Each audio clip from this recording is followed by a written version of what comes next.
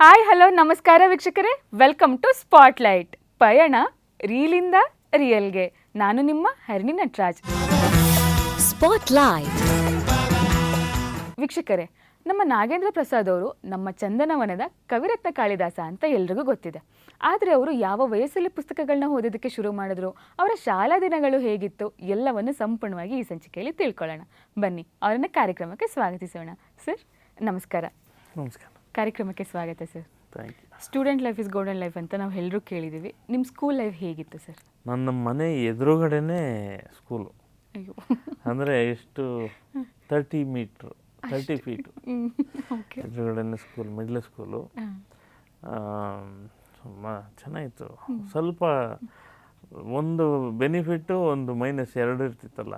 ಹೌದು ಹೌದು. ಬೆನಿಫಿಟ್ ಏನಂದರೆ ನಮಗೆ ಸ್ಕೂಲು ಬೆಲ್ ಹೊಡೆದ ಮೇಲೆ ನಾವು ಓಡೋಗ್ಬೋದಾಗಿತ್ತು. ಹೌದು, ಹತ್ರ ಇದೆಯಲ್ಲ ಹಿಂಗೆ. ಎದುರುಗಡೆನೆಲ್ಲ ಬೆಲ್ ಹೊಡೆದ್ಮೇಲೆ ಓಡೋಗ್ತಿದ್ವಿ. ಇದು ಬೆನಿಫಿಟ್ಟು.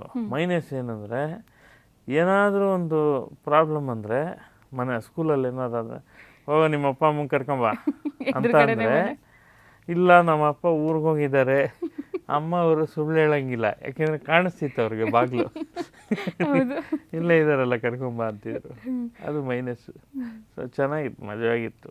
ಸ್ಕೂಲ್ ಬಿಟ್ಟ ಮೇಲೆ ಡೈರೆಕ್ಟ್ ಮನೆಗೆ ಹೋಗ್ಬೇಕು.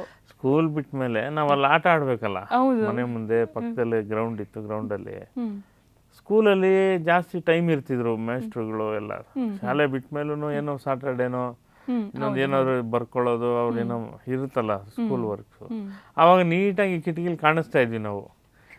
ತುಂಬ ಇದು ಓದ್ಕೊ ಅಂತ ಹೋಮ್ ವರ್ಕ್ ಕೊಟ್ಟಿದ್ರೆ ಹೋಮ್ ವರ್ಕ್ ಮಾಡ್ದೇನೆ ಆಟ ಆಡ್ಕೊಂಡಿದ್ದಾನೆ ಇವನು ಅಂತ ಗೊತ್ತಾಗ್ತಿತ್ತು ಅವ್ರಿಗೆ. ಸೋಮವಾರ ಬಂದಾಗ ಹೋಮ್ ವರ್ಕ್ ತೋರಿಸಿಲ್ಲ ಅಂದ್ರೆ ನೀನು ನೋಡಿದ್ನಲ್ಲಪ್ಪ ನಾನು, ನೀನು ಆಟ ಆಡ್ತಿದ್ದು ಅಂತ. ಆ ಥರದ್ದು ಮಜವಾಗಿತ್ತು, ಖುಷಿಯಾಗಿತ್ತು. ಅಂದರೆ ಮೇಜರ್ ಡಿಸ್ಅಡ್ವಾಂಟೇಜ್ ಆಯ್ತು ಹಂಗಾದ್ರೆ.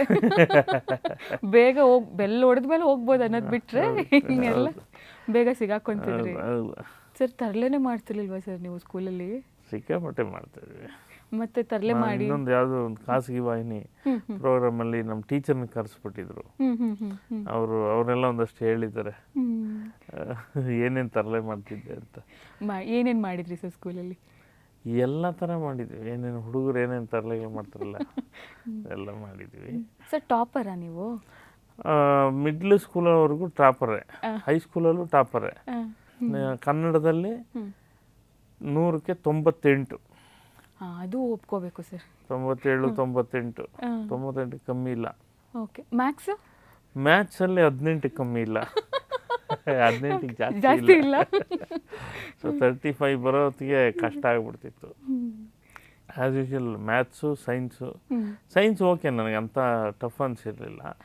ಮ್ಯಾಥಮೆಟಿಕ್ಸೇ ನಮಗೆ ತಲೆಗೆ ಅಂಟದೇ ಇರೋ ಸಬ್ಜೆಕ್ಟ್.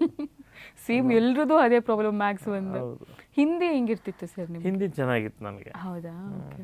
ಅದೊಂದು ಸ್ಪೆಷಲ್ ಅಲ್ವಾ ನಮಗೆ. ಕನ್ನಡ ಬಿಟ್ಟರೆ ಬೇರೆ ಗೊತ್ತಿಲ್ಲ. ಕನ್ನಡ, ಇಂಗ್ಲೀಷು, ಹಿಂದಿ ಬಂದಾಗ ಇದೇನೋ ಒಂದು ಬೇರೆ ಥರ ಅಂತ. ನಾನು ಹಿಂದಿ ಈ ಪ್ರಚಾರ ಸಭಾ ಅಂತಿದೆ, ಹಿಂದಿ ಪ್ರಚಾರ ಮಾಡೋಕ್ಕೆ ಒಂದು ಸಮಿತಿ ಇದೆ. ಅದರಲ್ಲಿ ತುಂಬ ಜನಕ್ಕೆ ಗೊತ್ತಿದೆ. ಹಿಂದಿ ಅಲ್ಲಿವರೆಗೂ ಎಕ್ಸಾಮ್ಸ್ ಇರುತ್ತೆ. ಸ್ಟೇಜಸ್ ಸೊ ಅದನ್ನು ಪಾಸ್ ಮಾಡಿದನು ನಾನು. ಸೊ ಹಿಂದಿ ಚೆನ್ನಾಗಿ ಬರುತ್ತೆ. ಯಾರಾದರೂ ಟೀಚರ್ ನೆನಪಿದ್ದಾರಾ ಸರ್ ನಿಮಗೆ? ಇದ್ದಾರೆ ಟೀಚರ್ ನೆನಪಿಲ್ಲ. ಲೀಲಾವತಿ ಟೀಚರ್, ಹಂಸ ಟೀಚರ್, ಆಮೇಲೆ ಗಂಗಾಧರಪ್ಪ ಅಂತ ಹೆಡ್ ಮೇಸ್ಟ್ರ್ ಇದ್ದರು, ಸರೋಜಮ್ಮ ಅವರು ಹೆಡ್ ಮಿಸ್ ಆದರು, ಮಂಗಳ ಟೀಚರ್ ಅಂತ ಒಬ್ಬರು ಟೀಚರ್ಸ್ ನೆನಪಿದೆ. ಇನ್ನೊಬ್ಬರು ಕೃಷ್ಣಪ್ಪ ಅಂತ ಒಬ್ಬರು ಮೇಸ್ಟ್ರ್ ಇದ್ದರು. ಇವರೆಲ್ಲ ಮಿಡ್ಲ್ ಸ್ಕೂಲ್ ಮೇಸ್ಟ್ರು. ಹೈಸ್ಕೂಲಲ್ಲಿ ನಂಜುಂಡಯ್ಯ ಅಂತ, ನಂಜುಂಡಯ್ಯ ಅಂತ ಸ್ಟೇಟ್ ಅವಾರ್ಡ್ ವಿನ್ನರ್ ಅವರು. RN ರಂಗಪ್ಪ ಅಂತ ನ್ಯಾಷನಲ್ ಅವಾರ್ಡ್ ವಿನ್ನರು. ಕಪಿಲ್ ದೇವ್ಗೆ ಕೋಚ್ ಆಗಿದ್ರು, PT ಮಾಸ್ಟರ್ ಅವರು. SLN ಅಂತ ಲಕ್ಷ್ಮೀ ನರಸಮ್ಮ ಅಂತ ಮೇಡಮ್ ಹೆಸರು. ಅವರು JK ಮಿಸ್ ಅಂತ ಇಂಗ್ಲೀಷ್ ಮಿಸ್ಸು. ಒಂದು ಪರಿಚಯ ಇದೆ, ನೆನಪಿದೆ ನನಗೆ. ಇಂಗ್ಲೀಷ್ ಹೆಂಗಿತ್ತು ಸರ್ ಅವಾಗ? ಸ್ವಲ್ಪ ಸ್ಟ್ಯಾಂಡರ್ಡ್ ಅಂದರೆ ಸ್ಟ್ಯಾಂಡರ್ಡು. ಅವರು ಸ್ವಲ್ಪ, ಆಮೇಲೆ ಇಂಗ್ಲೀಷ್ ಟೀಚರು, ಮ್ಯಾಥ್ಸ್ ಟೀಚರು ಅಂದರೆ ಸ್ವಲ್ಪ ಟಫು ನಮಗೆ. ಅವರು ಹಂಗೆ ಇರ್ತಿದ್ರಲ್ಲ.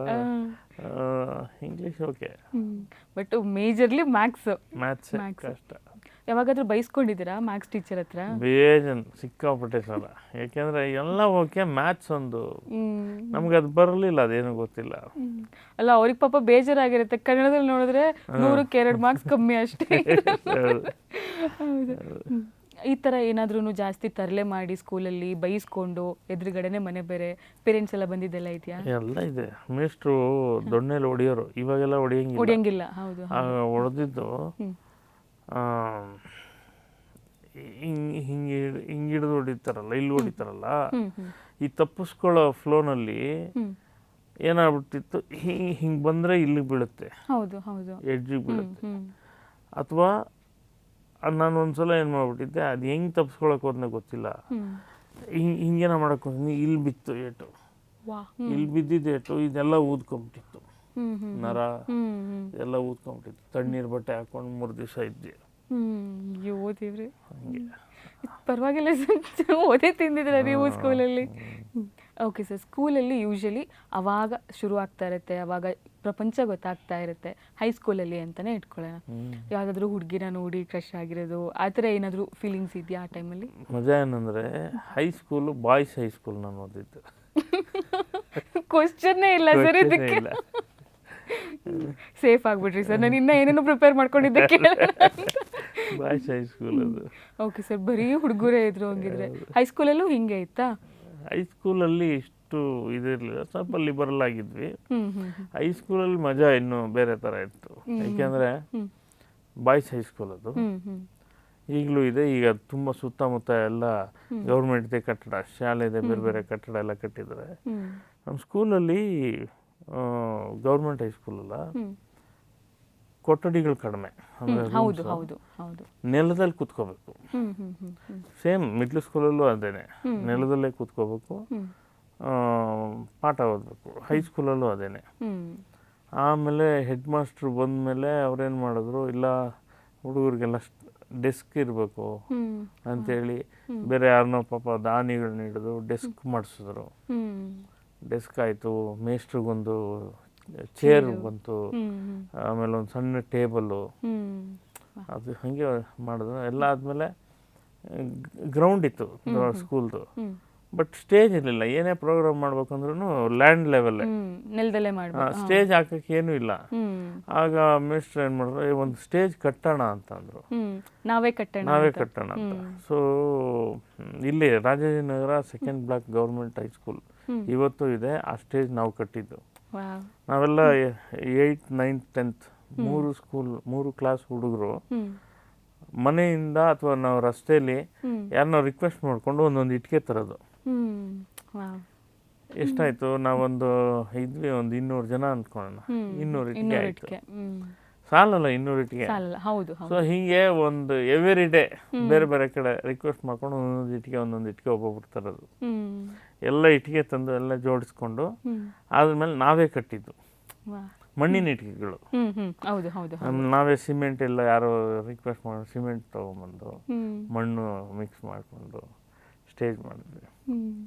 ಈ ಸ್ಕೂಲಿಗೆ ಹೋದ್ರೆ ಇವತ್ತು ನೋಡಿದಾಗ ಎಷ್ಟು ಖುಷಿ ಆಗುತ್ತಲ್ಲ. ಖುಷಿ ಆಗುತ್ತೆ. ಹೌದು ಹೌದು ನಾವು ಕಟ್ಟಿದ ಸ್ಟೇಜ್. ಇದೆಲ್ಲ ಮೆಮೊರೀಸ್ ನೋಡಿ ನಮಗಿಲ್ವೇ ಇಲ್ಲ ಈ ಥರದ್ದೆಲ್ಲ. ಸ್ಕೂಲಲ್ಲಿ ಫಸ್ಟ್ ಟೈಮ್ ನಾನು ಅಲ್ಲಿವರೆಗೂ ಮಿಡ್ಲ್ ಸ್ಕೂಲಲ್ಲೇ ನಾನು ಕವಿತೆ ಬರೀತಿದ್ದೆ. ಹೌದು ಹೌದು. ಅದು ಹೈಸ್ಕೂಲಿಗೆ ಬರೋ ಹೊತ್ತಿಗೆ ಇನ್ನೂ ಜಾಸ್ತಿ ಅದ್ರ ಮೇಲೆ ಆಸಕ್ತಿ ಎಲ್ಲ ಬರೀತಿದ್ದೆ. 9th ಸ್ಟ್ಯಾಂಡರ್ಡ್ ಇದ್ದಾಗ ಸ್ಕೂಲಿಗೆ ಕರೆಂಟ್ ಇರಲಿಲ್ಲ ನಮ್ಮ ಸ್ಕೂಲಲ್ಲಿ, ಮಿಡ್ಲ್ ಸ್ಕೂಲ್ ಹೈಸ್ಕೂಲ್ದು. ಯಾರೋ ಒಬ್ರು ಕರೆಂಟ್ ದಾನ ಮಾಡಿದ್ರು. ಐ ಮೀನ್ ಮೀಟ್ರ್ ಹಾಕ್ಸ್ಕೊಟ್ಟು ಪವರ್ ತೆಗೆಸ್ಕೊಟ್ಟು ಅವಾಗೆಲ್ಲ ಹಬ್ಬ ಬಂದ್ರೆ 4,500 ರೂಪಾಯಿ ಖರ್ಚು ಮಾಡಿದ್ರು. ತುಂಬಾ ದೊಡ್ಡ ಅಮೌಂಟ್. ಸೊ ಅದಕ್ಕೆ ಏನು ಮಾಡಿದ್ರು ನಮ್ಮ ಮಾಸ್ಟರ್ ಏನು ಮಾಡಿದ್ರು, ಒಂದು ಅವ್ರಿಗೊಂದು ಹಾನರ್ ಮಾಡೋಣ, ಒಂದು ಸ್ಟೇಜ್ ಮೇಲೆ ಕರೆದು ಅವ್ರಿಗೊಂದು ಗ್ರಾಟಿಟ್ಯೂಡ್, ಎಲ್ಲರೂ ನೀವು ಸ್ಟೂಡೆಂಟ್ ಪರವಾಗಿ ಯಾರಾದರೂ ಒಬ್ರು ಮಾತಾಡಬೇಕು. ನಾನಂದೆ ಹಾಡು ಆಡ್ಬಿಡ್ತೀನಿ ಅಂತ.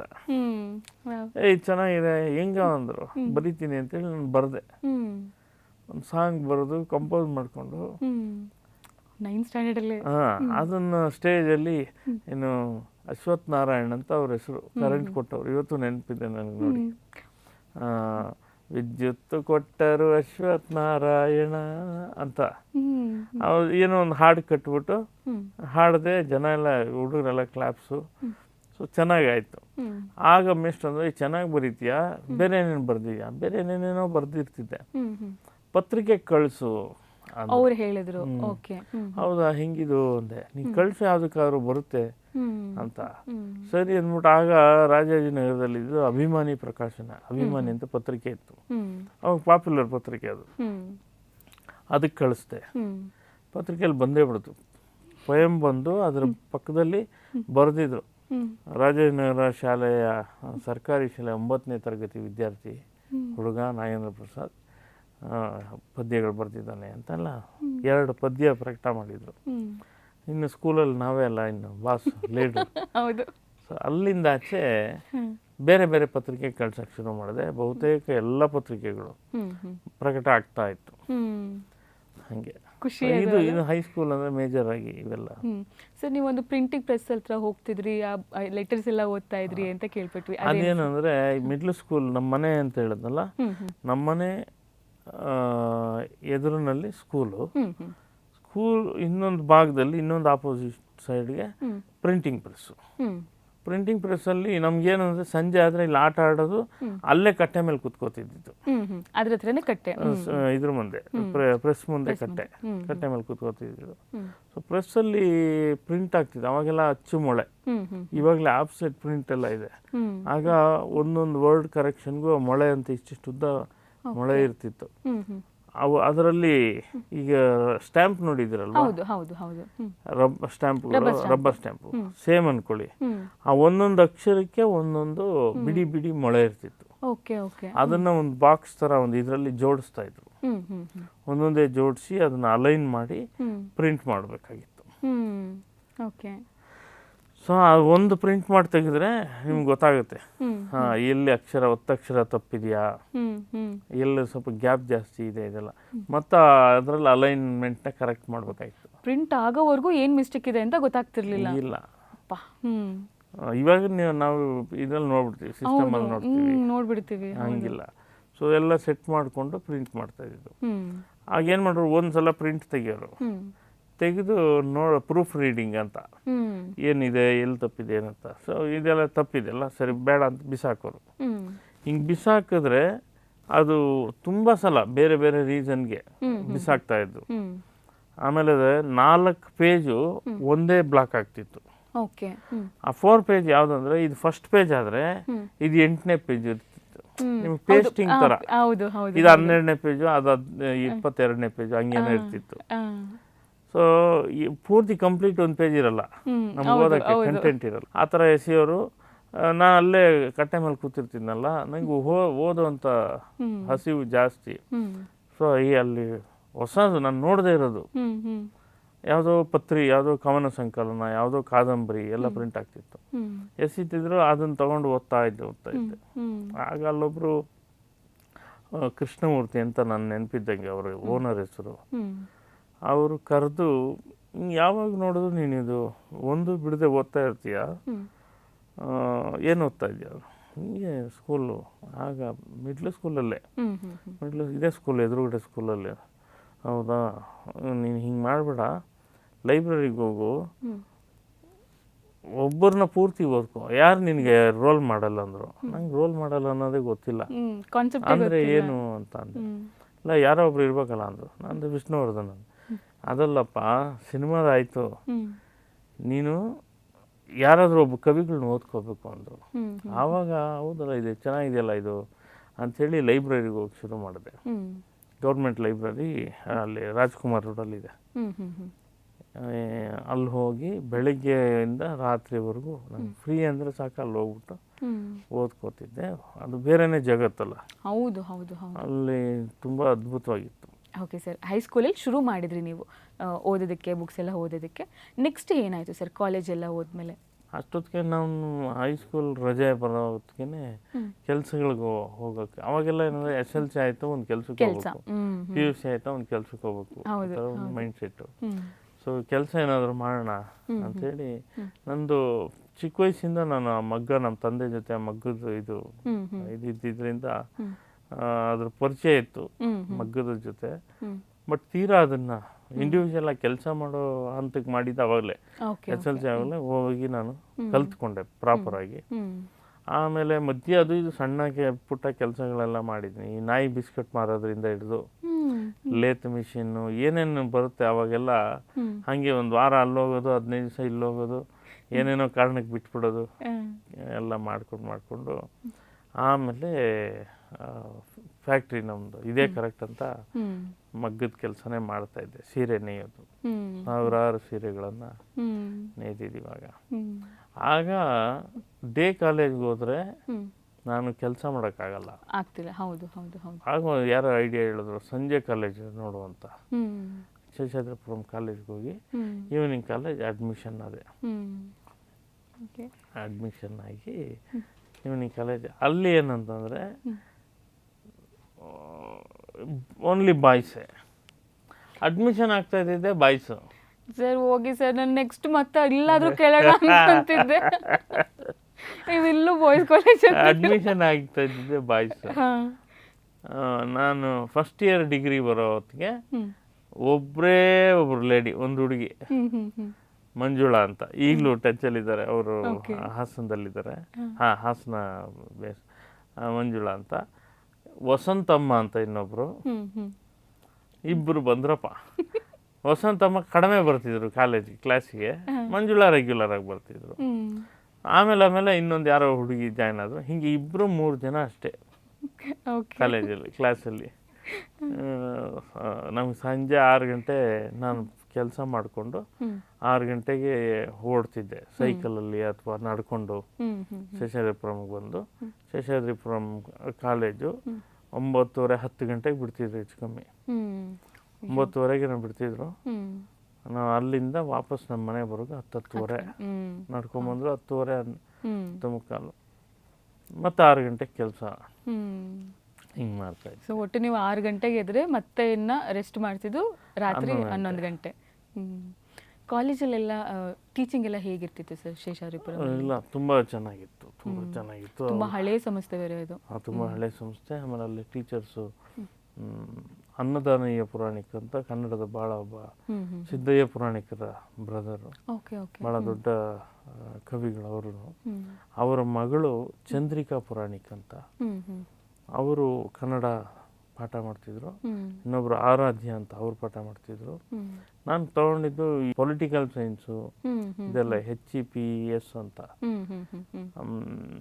ಅದು ಬೇರೆ ಬೇರೆ ಸಬ್ಜೆಕ್ಟ್ಸ್ ಇರ್ತಿತ್ತು. ಪೊಲಿಟಿಕಲ್ ಸೈನ್ಸ್, ಸೋಷಿಯಾಲಜಿ ಎಲ್ಲ ಬೇರೆ ಬೇರೆ ಮೇಸ್ಟ್ರುಗಳು ಬರೋರು.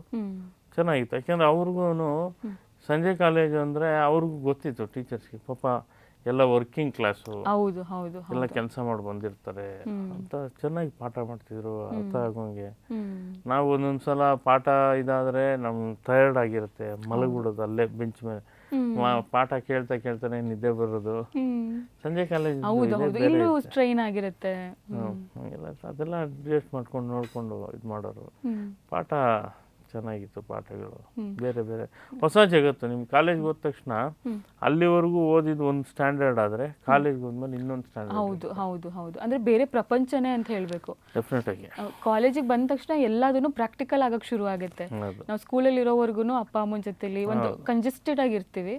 ಬಟ್ ಕಾಲೇಜ್ ಅಂದಮೇಲೆ ನಮಗೆ ನಾವು ನೋಡಿಕೊಂಡು ಎಲ್ಲಾದ್ರೂ ಅರ್ಥ ಮಾಡ್ಕೊಂಡು ಹೋಗ್ಬೇಕಾಗುತ್ತೆ.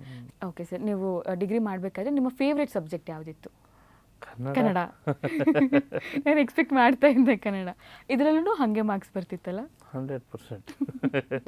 ಓಕೆ ಸರ್, ಡಿಗ್ರಿಯಲ್ಲಿ ಯಾವ ಬುಕ್ಗಳನ್ನ ಜಾಸ್ತಿ ಓದ್ತಾ ಇದ್ರಿ ನೀವು? ಯಾವ ಜಾನರ್ ಬುಕ್ಗಳನ್ನ ಜಾಸ್ತಿ ಓದ್ತಾ ಇದ್ರಿ? ನಮಗೆ ಅಲ್ಲಿಂದ ಏನಾಗುತ್ತೆ, ಕನ್ನಡ ಸಿನಿಮಾ, ಕನ್ನಡ ರಂಗಭೂಮಿ, ಕನ್ನಡ ವೈಚಾರಿಕ ಪ್ರಪಂಚ, ಇದೆಲ್ಲ ಬೇರೆ ಬೇರೆ ರೀತಿ ತೆರೆದುಕೊಳ್ತಾ ಹೋಗುತ್ತೆ. ಇದು ಓದಬೇಕು, ಅದು ಓದಬೇಕು, ಬೇರೆ ಬೇರೆ ಕವಿಗಳನ್ನ ಓದಬೇಕು ಅನ್ನೋದು. ಆಮೇಲೆ ಅವತ್ತಿನ ಅಥವಾ ಹೊಸ ತಲೆಮಾರಿನ ಕವಿಗಳು, ಆ ಥರ ಬೇರೆ ಬೇರೆ, ಲಂಕೇಶ್ ಅವ್ರನ್ನ ಓದಬೇಕು, ಸಿದ್ಧಲಿಂಗಯ್ಯ ಅವ್ರನ್ನ ಓದಬೇಕು, ದಲಿತ ಕವಿ ಸಿದ್ಧಲಿಂಗಯ್ಯ ಅವ್ರನ್ನ, ಆಮೇಲೆ KV ತಿರುಮಲೇಶ್ ಅಂತ ಕಥೆಗಾರರು, ಹೀಗೆ ಒಂದಷ್ಟು ಬೇರೆ ಬೇರೆ ಆಯಾಮದಲ್ಲಿ ಓದೋಕ್ಕೆ ಶುರು ಮಾಡಿದ್ವಿ. ಸರ್ ಇವಾಗ ನಮಗಂದರೆ ಕುವೆಂಪು ಯಾವುದಾದ್ರು ಬರೆದಿದ್ದಾರೆ ಅನ್ನೋದನ್ನು ನಾವು ಗೂಗಲ್ ಮಾಡಿದ್ರೆ ನಮಗೆ ಸಿಕ್ಬಿಡುತ್ತೆ, ಏನೋ ಟೆಕ್ನಾಲಜಿ ಡೆವಲಪ್ ಆಗಿದೆ. ಬಟ್ ನಿಮಗೆ ಅವಾಗ ಇದು ಯಾವುದೂ ಅವಕಾಶ ಇರ್ತಿರ್ಲಿಲ್ಲ. ಬಟ್ ಇಂಥ ಕವಿ ಇಷ್ಟನ್ನ ಬರೆದಿದ್ದಾರೆ ಅಂತ ನಿಮಗೆ ಹೇಗೆ ಗೊತ್ತಾಗ್ತಿತ್ತು? ಅಂದರೆ ನೀವು ಹೆಂಗೆ ಅಂದರೆ ಒಂದು ಡಿಪಾರ್ಟ್ಮೆಂಟ್ ಒಳಗಡೆ ಎಂಟ್ರ್ ಆದರೆ ನಿಮಗೆ ಸುತ್ತ ಅದೇ ಸಿಗ್ತಾ ಹೋಗುತ್ತೆ, ದಾರಿ ಸಿಗ್ತಾ ಹೋಗುತ್ತೆ. ಅದೇ ದಾರಿ ಸಿಗ್ತಾ ಹೋಗುತ್ತೆ. ನಾವು ಯಾವುದೋ ಒಂದು ಪುಸ್ತಕ ಓದಿದ್ವಿ, ನಾನು ಈ ಪರ್ವ ಓದಿದೆ ಅಂದರೆ ಪರ್ವ ಓದಿದ್ಯಾ, ಬಿತ್ತಿ ಓದಿದ್ಯಾ ಭೈರಪ್ಪ ಅವ್ರದ್ದು ಅಂತಾರೆ. ಯಾಕೆಂದ್ರೆ ಯಾರೋ ಹೇಳ್ತಾರೆ ಅರೆ ಬಿತ್ತಿ ಇದೆಯಲ್ಲ ಓದ್ಬೇಕು. ಹಿಂಗೆ ಒಂದು ಪುಸ್ತಕ ಓದಿದ್ದೀನಿ ಅಂತಾಗ ಅದ್ರ ಬಗ್ಗೆ ಚರ್ಚೆ ಬಂದಾಗ ಅವ್ರು ಹಿಂಗ್ ಬರ್ತಿದ್ದಾರೆ ಇನ್ನೊಂದು ಪುಸ್ತಕದಲ್ಲಿ, ಹಿಂಗ್ ಬರುತ್ತೆ ಇದು ಚರ್ಚೆ ನ್ಯಾಚುರಲ್ ಆಗಿ. ಹೌದು, ಅಂದ್ರೆ ಅದೇ ಮಾತಾಡ್ತಾ ಮಾತಾಡ್ತಾ ಏನ್ ನಾಲೆಜ್ ಅದೇ ತರದ ಜನ ಸಿಗಕ್ ಶುರು ಆಗ್ತಾರಲ್ಲ. ಹೌದು ಹೌದು ಹೌದು, ಲೈಕ್ ಮೈಂಡೆಡ್ ಪೀಪಲ್ ಒಂದೇ ಕಡೆ ಇದ್ದಾಗ ಅದು ನಾಲೆಜ್. ಅವಾಗಲೇ ನಾವು ಸುಪ್ತ ಅಂತ ಒಂದು ತಂಡ ಮಾಡಿದ್ವಿ ಕಾಲೇಜಲ್ಲಿ ಶೇಷಾದ್ರಿಪುರಮಲ್ಲಿ. ನಾಟಕಗಳು ಮಾಡೋಣ ಅಂತೇಳಿ ನಾಟಕ ಮಾಡ್ತಾ ಇದ್ವಿ. ಓಕೆ, ನಾನು ಬೇರೆ ಬೇರೆ ನಾಟಕ ಮಾಡಿದ್ವಿ, ಬೇರೆ ಬೇರೆ ಇದು. ನಾನೊಂದು ನಾಟಕ ಬರೆದು ಡೈರೆಕ್ಟ್ ಮಾಡಿದ್ದೆ, ಶ್ವೇತಾರ್ಕ ಅಂತ ನಾಟಕ. ಅದು ಬರೆದು ಡೈರೆಕ್ಟ್ ಮಾಡಿದ್ದೆ. ಅದಾದಮೇಲೆ ಎಲ್ಲ ನಾವು ಹೊರಗಡೆ ಬಂದು ಬೇರೆ ಬೇರೆ ಕಡೆ ಶೋ ಮಾಡ್ತಿದ್ವಿ. ನೆಲದ ನಕ್ಷತ್ರ ಬಾಹುಬಲಿ ಅಂತ ಒಂದು ನಾಟಕ ಬರೆದೆ, ಅದು ಡೆಲ್ಲಿಗೆಲ್ಲ ಹೋಗಿ ಶೋ ಮಾಡ್ಕೊಂಡ್ಬಂದ್ವಿ. ಸೊ ನಾಟಕದ್ದು ಇದು ಮೂಡೇ ಬೇರೆ. ಮತ್ತು ಅಲ್ಲಿಂದ ಕಾಲೇಜಿಂದ ನಾಟಕಗಳ ಕಡೆ ಹೊರಡ್ಬಿಟ್ಟೆ ಜಾಸ್ತಿ. ಸರ್, ನಿಮ್ಮ ಹತ್ರ ಮಾತಾಡ್ತಾ ಮಾತಾಡ್ತಾ ಟೈಮ್ ಹೋಗಿದೆ. ನೀವು ನಾಟಕ ಬರೆದಿದ್ದೀರಾ ಅಂತ ಹೇಳ್ತಿದ್ದೀರಾ, ಇದೇನಾ ನೆಕ್ಸ್ಟ್ ಸಂಚಿಕೆಯಲ್ಲಿ ಕಂಟಿನ್ಯೂ ಮಾಡೋಣ ಸರ್. ಇಷ್ಟೊತ್ತು ನಮ್ಮ ಜೊತೆ ಕೂತ್ಕೊಂಡು ನಿಮ್ಮ ಎಕ್ಸ್ಪೀರಿಯನ್ಸ್ನ ಶೇರ್ ಮಾಡಿದ್ದಕ್ಕೆ ತುಂಬ ಧನ್ಯವಾದಗಳು sir. Thank you so much. So ವೀಕ್ಷಕರೇ, ನೋಡಿದ್ರಲ್ಲ ನಮ್ಮ ನಾಗೇಂದ್ರ ಪ್ರಸಾದ್ ಅವರ ಶಾಲಾ ದಿನಗಳು ಹೇಗಿತ್ತು ಅಂತ ನಾವು ತಿಳ್ಕೊಂಡ್ವಿ. ಹಾಗೆ ಅವರು ಯಾವ ವಯಸ್ಸಲ್ಲಿ ಪುಸ್ತಕಗಳನ್ನ ಓದೋದಕ್ಕೆ ಶುರು ಮಾಡಿದ್ರು ಅಂತಲೂ ನಾವು ತಿಳ್ಕೊಂಡ್ವಿ. ಅವರು ಕಾಲೇಜಿಗೆ ಎಲ್ಲಿ ಹೋಗ್ತಿದ್ರು, ಯಾವ ಕಾಲೇಜಿಗೆ ಹೋಗ್ತಿದ್ರು, ಮತ್ತು ಅವರ ಎಕ್ಸ್ಪೀರಿಯನ್ಸ್ ಹೇಗಿತ್ತು ಅಂತ ಸಂಪೂರ್ಣವಾಗಿ ನಾವು ಈ ಸಂಚಿಕೆಯಲ್ಲಿ ತಿಳ್ಕೊಂಡ್ವಿ. ನಾನಂತೂ ಈ ಸಂಚಿಕೆನ ತುಂಬಾ ಎಂಜಾಯ್ ಮಾಡಿದೆ, ನೀವು ಕೂಡ ಎಂಜಾಯ್ ಮಾಡಿರ್ತೀರಾ ಅಂತ ಅನ್ಕೊತೀನಿ. ಹಾಗಾದರೆ ನಿಮ್ಮ ಭೇಟಿ ಮುಂದಿನ ಸಂಚಿಕೆಯಲ್ಲಿ. ಅಲ್ಲಿವರೆಗೂ ಸಣ್ಣ ಉದಯ ಕಾಮಿಡಿ ನೋಡ್ತಾ ಇರಿ, ನಗ್ತಾ ಇರಿ. Spotlight.